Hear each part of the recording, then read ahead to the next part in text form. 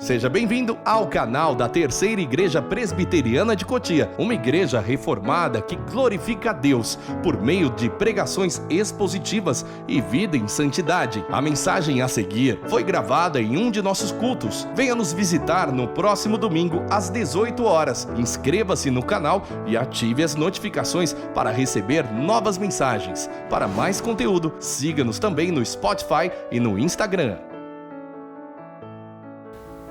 Atos capítulo 2, de 37 a 47. E assim diz a palavra do nosso Deus. Ouvindo eles estas coisas, compungiu-se-lhes o coração. E perguntaram a Pedro e aos demais apóstolos: que faremos, irmãos? Respondeu-lhes Pedro: arrependei-vos e cada um de vós seja batizado em nome de Jesus Cristo para a remissão dos vossos pecados. E recebereis o dom do Espírito Santo. Pois para vós outros é a promessa, para vossos filhos e para todos os que ainda estão longe, isto é, para quantos o Senhor nosso Deus chamar. Com muitas outras palavras deu testemunho e exortava-os, dizendo: salvai-vos desta geração perversa. Então os que lhe aceitaram a palavra foram batizados, havendo um acréscimo naquele dia de quase 3.000 pessoas, e perseveravam na doutrina dos apóstolos, e na comunhão, no partir do pão e nas orações. Em cada alma havia temor, e muitos prodígios e sinais eram feitos por intermédio dos apóstolos. Todos os que creram estavam juntos, e tinham tudo em comum. Vendiam as suas propriedades e bens, distribuindo o produto entre todos à medida que alguém tinha necessidade. Diariamente perseveravam unânimes no templo, partiam pão de casa em casa, e tomavam as suas refeições com alegria e singeleza de coração, louvando a Deus e contando com a simpatia de todo o povo. Enquanto isso, acrescentava-lhes o Senhor dia a dia os que iam sendo salvos. Versículo 42. E perseveravam na doutrina dos apóstolos e na comunhão, no partir do pão e nas orações. Feche os teus olhos. Bondoso Deus, em nome de Jesus, nos reunimos na Tua casa para bendizer o Teu nome, tal como fizemos até agora. E rogamos que o Senhor continue nos abençoando, permitindo compreender um pouco mais a Tua palavra, a fim de que os nossos corações sejam alimentados e transformados por essa palavra que continua sendo o referencial da nossa vida. Louvamos o Teu nome pela vida de todas as pessoas que aqui estão. Rogamos que o Senhor possa trazer mais filhos e filhas, filhos que ainda não Te conhecem, que ainda não entenderam a natureza do Teu amor e da Tua graça, mas que vão compreender.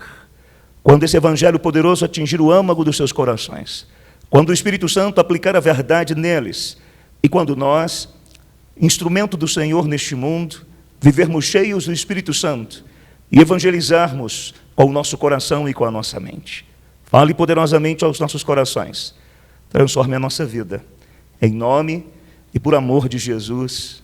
Amém e amém. Todos nós experimentamos a transformação do nosso coração. Agora nós afirmamos ao mundo que Cristo habita em nós. E a habitação do Espírito Santo em nós promove em nossos corações um novo tempo, uma nova história. Somos transformados pelo poder do Espírito Santo.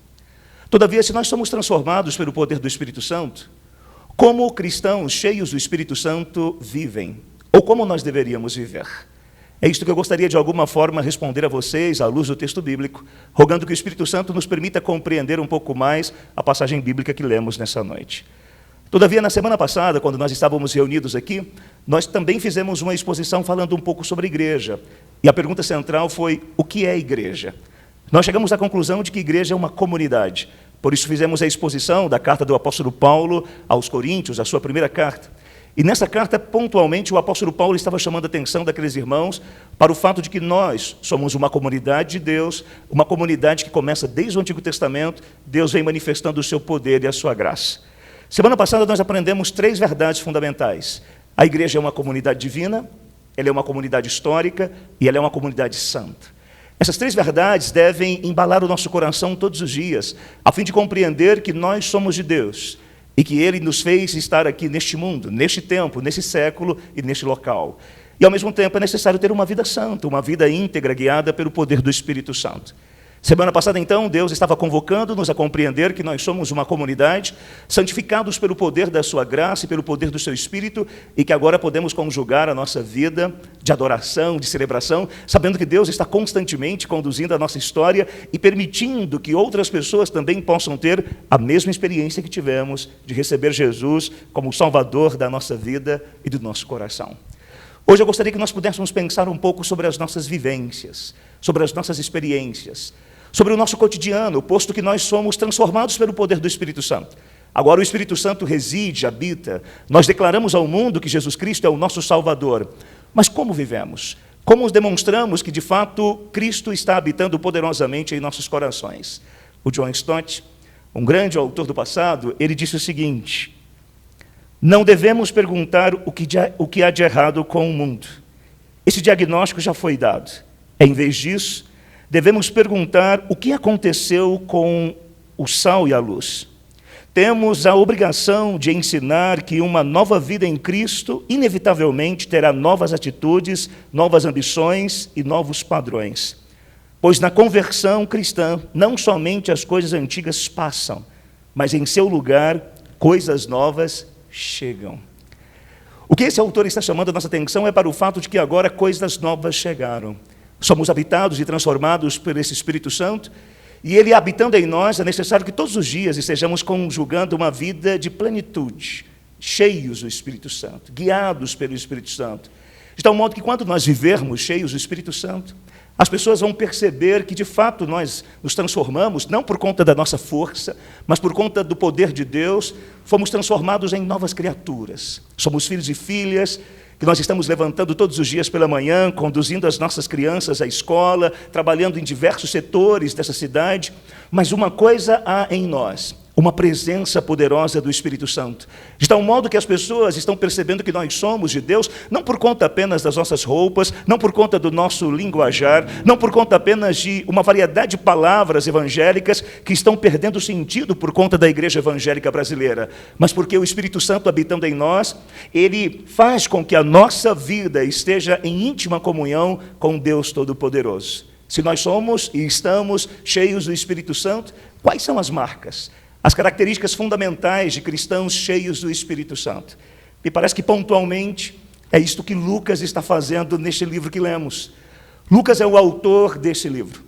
Ele está tentando de todos os modos afirmar ao mundo que o Espírito Santo veio e habitou em pessoas. Só que Lucas está tentando de todos os modos convencer um público-alvo de que o Espírito de Cristo está presente.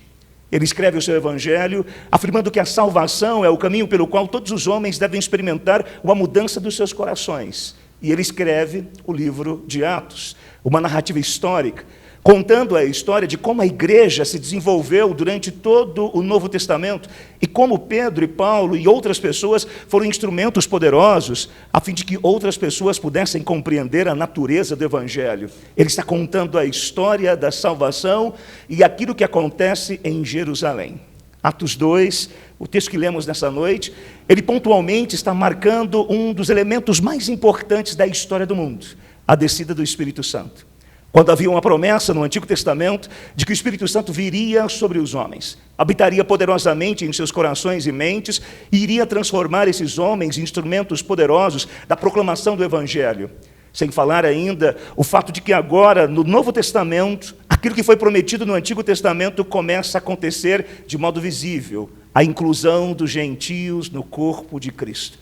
Os gentios também fazem parte disso. E agora Lucas está narrando no capítulo 2, pontualmente, que o Espírito Santo veio sobre aquelas pessoas e elas receberam da parte de Deus a possibilidade de anunciar o Evangelho no dialeto ou em diversos dialetos que ali estavam. Todavia, quando essas pessoas começaram, isto é, essas 120 pessoas começaram a anunciar as grandezas de Deus nas línguas distintas da sua própria língua, algumas pessoas disseram, eles estão embriagados. Ou seja, fizeram uma leitura equivocada do poder sobrenatural de Deus, e eles estão afirmando, olha, de certa forma, esses homens, eles estão para além da sua própria possibilidade, ou seja, eles estão ironizando a manifestação poderosa do Espírito Santo sobre aquelas pessoas, tal que o próprio apóstolo Pedro é levantado por Deus. Pedro é levantado e prega poderosamente, e falando sobre um sermão de natureza cristocêntrica, apontando para o fato de que aquelas pessoas que ali estavam eram responsáveis pela morte de Jesus, mas a morte não pôde de maneira nenhuma barrá-lo. Ele transcendeu a morte, ele ressurgiu dentre os mortos, ele ascendeu aos céus. E uma demonstração da sua ascensão é o fato de que o Espírito Santo veio sobre aquelas pessoas, e o que estava acontecendo naquele exato momento era um sinal poderoso da presença e do cumprimento da presença do Espírito Santo, da vinda do Espírito Santo, do modo como o Espírito Santo atuou poderosamente. Quando isto acontece, quando o apóstolo Pedro é guiado por Deus, e ele traz uma palavra poderosa, a proclamação do Evangelho que liberta, que cura, você tem pontualmente, no versículo de número 37, uma pergunta. Ouvindo eles estas coisas, compungiu-se-lhes o coração, e perguntaram a Pedro e aos demais apóstolos: que faremos? Conseguem compreender o que está acontecendo nesse exato momento? O apóstolo Pedro é levantado por Deus a fim de que poderosamente a palavra seja anunciada, a palavra toca no coração daquelas pessoas. Ouvindo estas coisas, quais coisas? Todo o discurso de Pedro, toda a pregação de Pedro. Eles estão com seus corações compungidos, tocados, cerrados, cortados, quebrantados. E eles perguntam: o que nós devemos fazer? O apóstolo Pedro diz: olha, arrependam-se, sejam batizados, porque esta promessa também envolve os teus filhos, envolve a sua família, envolve todas as pessoas que Deus resolveu amar e salvar. E agora, a partir do versículo 41, nós temos pontualmente o seguinte: os que lhe aceitaram a palavra foram batizados, havendo um acréscimo naquele dia de quase 3.000 pessoas. Nós encontramos pontualmente o quê? 3.000 pessoas sendo transformadas pelo poder do Espírito Santo. 3.000 pessoas que ouviram o Evangelho em Jerusalém, onde aconteceu esse grande fato, e Deus agora gera no coração daquelas pessoas a fé e o arrependimento, e 3.000 pessoas começam a ter uma vida guiada pelo poder do Espírito Santo. A partir do versículo 42 até o versículo 47, Lucas começa agora a fazer uma narrativa acerca de como essas pessoas viviam. Elas estão cheias do Espírito Santo. Elas estão vivendo uma etapa diferente. É a história dos primeiros cristãos. É óbvio que quando nós olhamos para essa passagem, a nossa tendência natural é imaginar o seguinte: quer dizer que eu vou ser e tenho que viver, e a minha experiência de vida deve ser tal como o texto diz? É importante compreender que a resposta talvez seria sim e ao mesmo tempo não, porque há uma história específica. Só que eu posso tirar princípios. Quais são os princípios bíblicos e teológicos que essa passagem tem para a minha vida? A experiência tal como aconteceu com aqueles irmãos não acontecerá conosco. É uma experiência histórica, mas as consequências, as implicações do que aconteceu no passado também atingem a nossa vida no presente. Nós temos o quê? Cristãos cheios do Espírito Santo. E a pergunta central é: como cristãos cheios do Espírito Santo vivem? E a partir daí nós temos algumas respostas. Em primeiro lugar, cristãos cheios do Espírito Santo vivem com perseverança. E é isto pontualmente que você encontra no versículo 42. E perseveravam na doutrina dos apóstolos e na comunhão, no partir do pão e nas orações. Lucas está afirmando que a primeira característica, que o primeiro elemento mais importante do coração daquela comunidade, na decisão daquela comunidade, foi a perseverança. Eles estavam sendo guiados pelo poder do Espírito Santo e demonstrando uma resiliência, demonstrando um entusiasmo. Não era apenas um entusiasmo emocional, era pontualmente um entusiasmo espiritual. Deus estava gerando no coração deles essa perseverança, essa vontade, essa força, essa determinação tão necessária ao longo da nossa jornada como filhos e filhas de Deus. Ele gera, isto é, o Espírito Santo gera naquelas pessoas essa perseverança. E talvez a pergunta central seja: perseverança no quê? E nós temos a descrição de que era na doutrina, na comunhão, do partir do pão e nas orações. Essa perseverança envolve conhecimento, doutrina, os ensinamentos que os apóstolos agora passaram a compartilhar com aqueles homens e mulheres. Eles são novos convertidos. Eles aceitam Jesus como o Salvador, como o Redentor da sua história, mas eles ainda não são pessoas e não experimentaram a maturidade necessária para o desenvolvimento de sua própria fé. Eles estão agora perseverando no ensino, na aprendizagem dos apóstolos, porque os apóstolos ficaram um período longo com Jesus Cristo, ouvindo do Mestre, aprendendo com o Mestre, tendo seus corações transformados pelo Mestre e agora também experimentando essa força do Espírito Santo que lhes possibilita ensinar a verdade. O Espírito Santo gerou no coração daqueles homens e daquelas mulheres o desejo por aprender. Já notaram que em determinados momentos, algumas pessoas afirmam que estar cheio do Espírito Santo é viver conforme as suas próprias emoções, seus desejos, e nós, de certa forma, ao contemplarmos essas coisas, ficamos recuados. O Espírito Santo gerou no coração daquele povo, cheio dele mesmo, amor pela palavra, vontade de aprender, de crescer, de ter o contato com o texto sagrado, de ter o contato com as verdades sagradas que os apóstolos poderiam ensiná-los diariamente. Uma igreja cheia do Espírito Santo, ela ama as Escrituras Sagradas. Um povo cheio do Espírito Santo tem a sua vida guiada pela verdade de uma palavra que liberta, que cura, que salva, que transforma corações. Portanto, é necessário estudar a palavra de Deus, permitindo então que os nossos corações sejam tocados por essa palavra forte que liberta, por essa palavra que aponta para a natureza do Filho de Deus que veio a este mundo. Mas não era apenas ensino, não é apenas conhecimento teológico, eles também tinham uma comunhão. Na palavra grega koinonia, eles tinham algo em comum. A graça que os alcançou, o Espírito Santo que habitava, o poder de Deus revelado sobre os seus corações, Cristo como Redentor e Salvador das suas vidas. Havia o quê? Unidade, fraternidade, companheirismo. Eles estavam conectados. Isso é fascinante. Porque o verdadeiro ensino, ele gera no coração dos convertidos a submissão ao amor ao próximo. Quando uma comunidade não é guiada pela verdade da palavra, naturalmente as pessoas começam a criar uma variedade de interpretações, ou elas começam a tirar das suas intuições uma variedade de compreensões do mundo e uma variedade de modos como as pessoas devem viver. No Evangelho é diferente. Quando o Espírito Santo habita poderosamente em uma comunidade, a verdade da palavra conduz à unidade, ao companheirismo, à koinonia, à comunhão verdadeira. Uma comunidade cheia do Espírito Santo, então, ela se guia por essa comunhão, pelo interesse pela vida do outro, pela preocupação com o outro. Eu olho para os meus irmãos e me preocupo com eles, não porque eu sou guiado por um interesse mesquinho, ou por um interesse, ou por uma curiosidade pecaminosa, mas porque eu preciso que os meus irmãos estejam bem, porque na medida que eles estão vivendo bem, eu também experimento a consciência de que eu faço parte de uma lógica, de uma dinâmica criada pelo próprio Deus. Eles também perseveravam no partir do pão.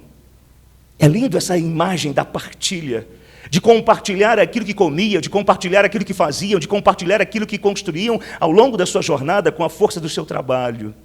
Só que essa experiência do partir do pão não se resume apenas em compartilhar as nossas comidas, as nossas bebidas, como sinal da graça de Deus. É uma expressão que aponta também para algo que daqui a pouco vai acontecer conosco. O partir do pão, a celebração da Eucaristia, apontando para o fato de que na Santa Ceia nós trazemos à memória aquilo que Ele fez e que continua fazendo no coração de todos os homens. E eles também oravam constantemente e perseveravam nas orações, orando, intercedendo, colocando os seus corações diante de Deus, agradecendo pelas coisas, vinculando-se em um caminho, em um meio de graça tão poderoso para o crescimento dos filhos de Deus. O que nós encontramos, em primeiro lugar, naquela comunidade local, era perseverança. Cristãos cheios do Espírito Santo, eles vivem com perseverança. E a pergunta central nessa noite para o nosso coração é a seguinte: como anda a sua determinação, a sua paixão pelo reino dos céus, a perseverança do seu coração, posto que em determinados momentos a nossa vida é marcada por tantos problemas, enfrentamos circunstâncias difíceis nos nossos casamentos, com os nossos filhos. Em determinados momentos nós não estamos conseguindo, de alguma forma, realizar os nossos sonhos tal como nós pretendíamos efetivá-los. Isso nos deixa cansados, com medo, ansiosos. E a nossa tendência natural é resolver os problemas com a força do nosso braço, resolver o problema com a força da nossa inteligência, e nós vamos nos dedicando de corpo e alma ao reino dos homens. E o reino de Deus vai ocupando as últimas linhas do nosso coração, as últimas linhas da nossa existência. Nós não perseveramos, nós não continuamos. É necessário rogar ao Espírito Santo que esteja gerando em nossos corações essa força de continuar pela graça dele, lutando todos os dias, lutando todos os momentos, por mais que as questões sejam difíceis, por mais que em determinados momentos da sua jornada você não consiga encontrar os caminhos possíveis, é necessário lembrar que o maior caminho, o caminho de todos, atingiu o âmago do seu coração. Persevere. Dobre os seus joelhos todos os dias e rogue a Deus que te dê a força para continuar batalhando, a força de continuar crescendo espiritualmente. Uma igreja cresce quando os seus membros perseveram. Uma igreja cresce quando os seus membros estão dedicados de corpo e alma. Quando você tem um compromisso com Deus de dizer, eu preciso congregar, eu preciso orar, eu preciso me dedicar, eu preciso colocar a minha vida nas mãos de Deus, eu preciso ser um instrumento poderoso para que Deus use a minha vida, para que outras vidas sejam tocadas. Já notaram que às vezes nós estamos cansados? Cansaço físico, emocional. Deus pode gerar força. E Ele vai gerar força em seu coração, em sua alma, para você continuar adorando e compartilhando a palavra. Em segundo lugar, cristãos cheios do Espírito Santo vivem com temor. Olhe para o texto, por favor. Em cada alma havia temor, e muitos prodígios e sinais eram feitos por intermédio dos apóstolos. Agora Lucas está chamando a atenção na narrativa que constrói para o fato de que aqueles irmãos receberam uma visita especial. Deus está presente. E Ele está presente manifestando a sua glória e poder. O texto bíblico diz que prodígios e sinais eram feitos pelos apóstolos. Os apóstolos foram chamados por Deus para cumprir um tempo muito especial, o tempo da era apostólica. Chamados para ser os instrumentos de Deus, eles recebem da parte de Deus o poder de Deus para realizar uma variedade de curas e sinais como um marco de um tempo histórico, de uma era. Esses apóstolos, eles são agentes, Deus está presente, atuando poderosamente naquela comunidade, porque Ele se faz de maneira extraordinária naquele local com aquelas pessoas. E quando aqueles irmãos começaram a contemplar a presença de Deus, o poder de Deus, a graça de Deus, o que acontece com eles? Euforia? Não. Há uma reverência que toma conta do coração deles. Deus está aqui. Temor. O temor toma conta do coração daqueles homens porque eles entendem que aqueles sinais e maravilhas têm um propósito de libertar os homens das suas condições, têm um propósito de apontar para o fato de que Deus, na pessoa de Cristo, no poder do Espírito Santo, está visitando a humanidade. Todos os sinais e prodígios de Deus, quando Ele resolve fazer, de acordo com o seu tempo, de acordo com a sua vontade, têm uma natureza salvífica. São sinais que apontam para uma verdade. Foi por isso que durante todo o seu ministério, Jesus Cristo fez sinais, ou fez uma variedade de prodígios, e esses milagres eram sinais que apontavam para verdades eternas, para verdades para além daquilo que foi feito, para além daquilo que foi efetivado. Isso gerou temor. Deus está aqui. Já notaram que em determinados momentos da nossa jornada, nós estamos congregando, mas parece que Deus não está. Não por conta dele, mas por conta de que nós vamos perdendo a percepção da presença sobrenatural de Deus. E quando perdemos essa percepção, naturalizamos Deus, naturalizamos o seu poder, naturalizamos a sua existência, e a igreja vai se transformando apenas em um ajuntamento religioso, de uma natureza mecânica, cumprindo uma sistematização religiosa, quando na verdade, ao entrar aqui, nós deveríamos ter consciência de que Deus está presente, tanto aqui quanto lá fora, quanto em nós. Mas no ajuntamento solene, Ele pode fazer coisas poderosas, salvar pessoas, curá-las, transformá-las. Ele pode alimentar o nosso coração para continuarmos a jornada. Temor não é apenas um medo de Deus. Temor é uma consciência de que nós estamos lidando com coisas sagradas, com coisas sobrenaturais, extraordinárias. Nós até temos medo de falar sobre a sobrenaturalidade e a natureza extraordinária de Deus. O calvinismo nunca teve medo de falar acerca da natureza poderosa, acerca do poder de Deus sobre a vida humana. Ele nunca teve medo de dizer que Deus é o Senhor de todas as coisas. E ele utiliza meios, em determinados momentos, ele não utiliza absolutamente ninguém, a não ser o seu próprio poder e a sua própria vontade revelada aqui e agora. Mas o temor não pode ser apenas um elemento do templo. Ele deve caminhar todos os dias em nossos corações. Na escola, em casa, nos nossos relacionamentos interpessoais. Em determinados momentos nós somos tementes, ou temos uma estética do temor aqui, mas em casa não há a presença da reverência. Vivemos de qualquer forma, de qualquer jeito, não lutamos contra os nossos pecados. Como é triste ao fazer uma avaliação da nossa vida. Nós que deveríamos crescer espiritualmente, não crescemos. Perdemos a noção de que Deus está falando e transformando os nossos corações. O que fazer então, pastor Emerson? Dobrar os nossos joelhos, falar com Deus, ter uma jornada de jejuns, ler a palavra, congregar, orar, para que esse temor e a consciência dele e a experiência dele volte. É tempo de sermos cheios do Espírito Santo e viver com temor no coração. Deus está aqui. Não é apenas medo, mas é a consciência. Ele está aqui. Eu me prostro, eu me rendo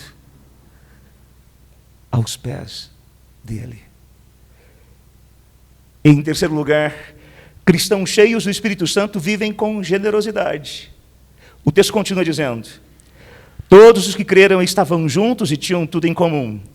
Vendiam as suas propriedades e bens, distribuindo o produto entre todos à medida que alguém tinha necessidade.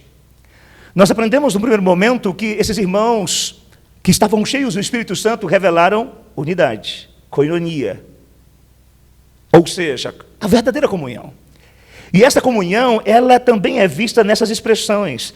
Todos estavam juntos, tinham tudo em comum. Eles estavam juntos, vivendo essa experiência poderosa do Espírito Santo em Jerusalém. São 3.000 pessoas que recebem Jesus como o Salvador de sua vida e que estão experimentando as primeiras experiências. É uma igreja no início. Não é que essa comunidade não tivesse erros, porque ao longo da trajetória nós vamos ver que esses irmãos demonstraram erros. Mas é uma comunidade no início, viva, avivada, poderosa, porque o poderoso estava neles. E agora, eles estão juntos e tudo o que eles tinham passava pelo crivo daquilo que era comum. E eles começam a vender as suas propriedades e bens, distribuindo entre todos à medida que alguém tinha algum tipo de necessidade. É muito importante compreender a natureza do que está acontecendo aqui.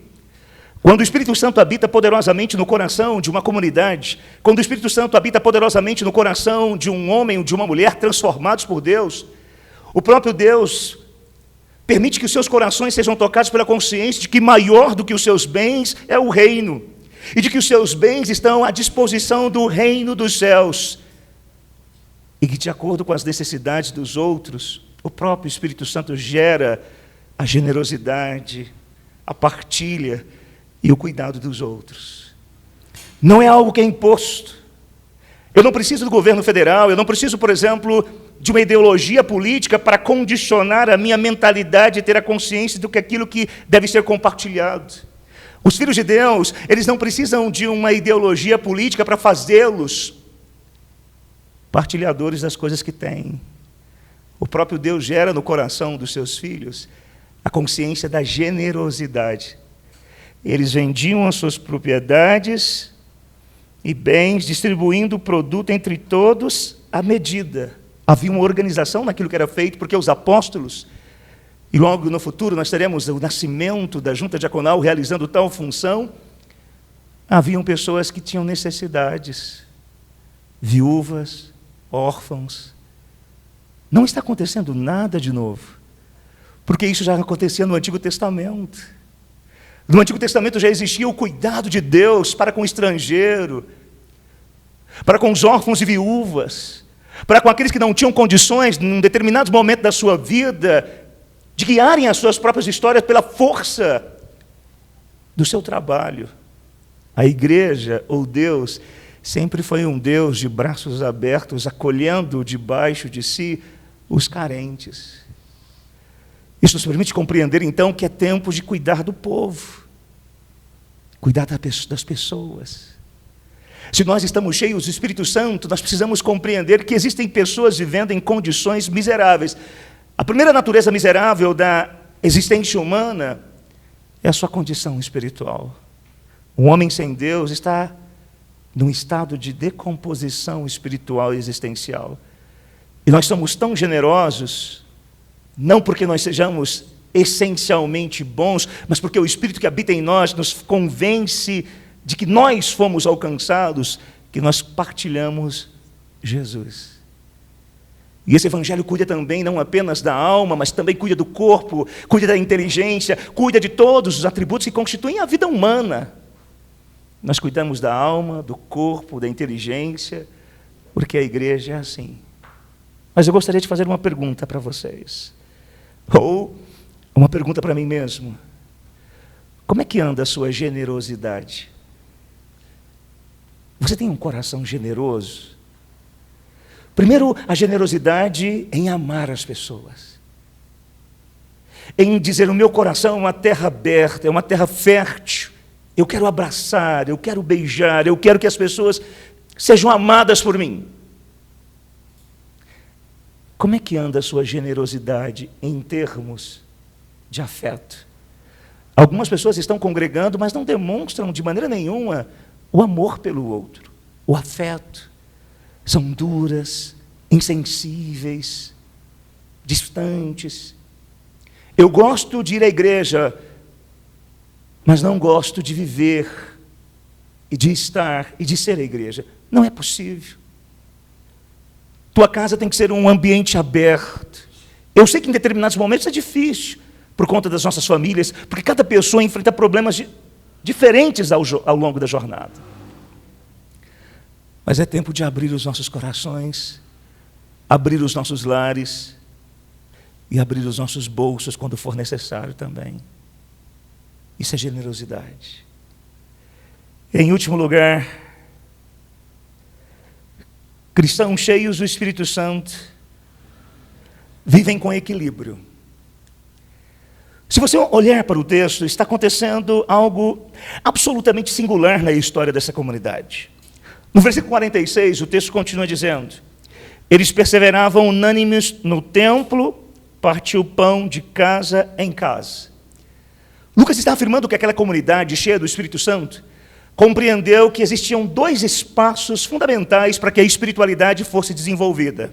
Eles estavam no templo, adorando ao Senhor, invocando a presença dEle, celebrando tal como nós estamos hoje aqui, celebrando o Senhor no templo, sentindo a presença de Deus, contemplando os nossos irmãos, ouvindo a palavra, participando da ceia do Senhor. Essa é a natureza formal do nosso encontro.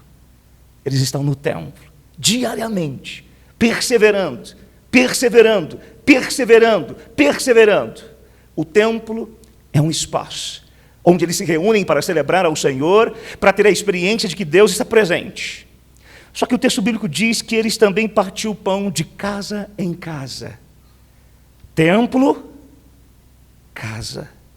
A experiência poderosa se dá no templo e se dá nos lares, no chão das casas, independentemente de quais sejam essas casas. Deus está poderosamente falando no templo, mas Deus fala poderosamente também nos montes, e Deus fala poderosamente também nas casas, no interior dessas casas. Há uma dinâmica. E essa dinâmica criada por Deus demonstra que aqueles irmãos, eles conseguem experimentar uma espécie de equilíbrio. Não há uma supervalorização ao templo em detrimento da casa, e uma supervalorização da casa em detrimento do templo, mas há uma dinâmica. há uma espiritualidade sendo desenvolvida, há uma logicidade eclesiológica sendo desenvolvida, há uma praxeologia sendo desenvolvida, há uma praxe, uma prática sendo desenvolvida. Casa, templo, templo, casa. Só que o texto bíblico continua dizendo: e tomavam as suas refeições com alegria e com singeleza de coração. Conseguem ver mais uma vez duas coisas? Alegria e singeleza, alegria e simplicidade, alegria e frugalidade, alegria e sinceridade. Isto é um equilíbrio que se é gerado. É muito importante compreender essa verdade. O Espírito Santo, ele não gera uma extravagância, um misticismo, relações esotéricas. Ele gera um equilíbrio na espiritualidade humana. O templo e a casa são espaços onde Deus fala. A alegria e a singeleza são experiências onde Deus está. Seu coração singelo, silencioso.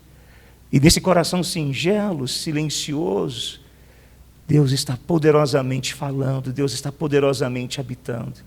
A igreja precisa de singeleza, de simplicidade, de sinceridade. Mas a igreja também precisa de alegria, de sorrisos, de louvor, de dinâmica. A igreja precisa da experiência do templo, o culto com uma natureza formal. Mas Deus também está agindo na informalidade da vida. Essa semana, pastor Davi e eu estávamos aqui. E na informalidade da vida, caminhamos por esse ambiente. Na informalidade da vida, contemplamos o terreno. Na informalidade da vida, comemos num restaurante, aqui, bem da esquina, quase na esquina aqui. Restaurante da Leia? Não sei se é isso. E ali, poderosamente, Deus estava. São esferas e espaços onde Deus está poderosamente. E é óbvio que nessas esferas distintas existem posições, posturas distintas. Mas o mesmo Deus está poderosamente ali. Deus está aqui poderosamente com você.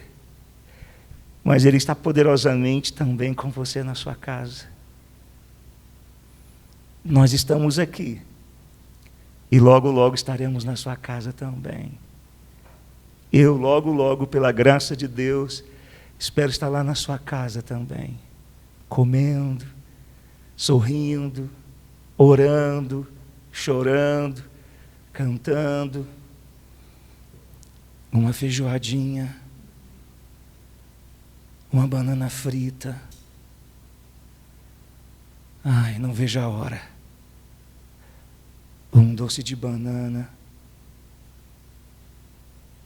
Nossa, deu fome. Vou terminar para a gente ir para casa. Para irmos viver essa vida poderosa. A pergunta é: como é que anda o seu equilíbrio? O Espírito Santo não gera pessoas desequilibradas, bipolares. Tem pessoas que são bipolares, desequilibradas. Lembrem-se, eu não estou condenando o fato de você ser uma pessoa extrovertida, que você fala, dá risadão. Isso é uma questão de personalidade. Mas eu estou dizendo pessoas que são extremamente melancólicas, ou pessoas que são extremamente só vivem no ápice. Calma. Deus gera pessoas equilibradas, sensatas, alegres. Você é uma pessoa equilibrada? Na avaliação das pessoas, na avaliação do que acontece? Porque em determinados momentos eu não sou. Eu sou intenso em tudo que faço. E se você quer ver um tanto quanto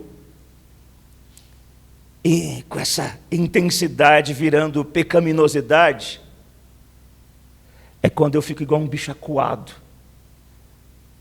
Que tal como o pastor Davi, Eu não consigo ficar muito parado nos locais. Eu quero estar em todos os locais ao mesmo tempo, caminhando, andando. Eu quero fazer tudo.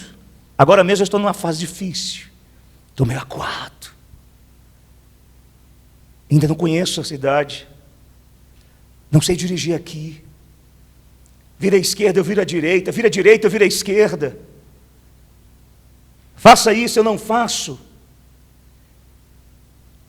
Isso gera em mim uma série de coisas que não são boas.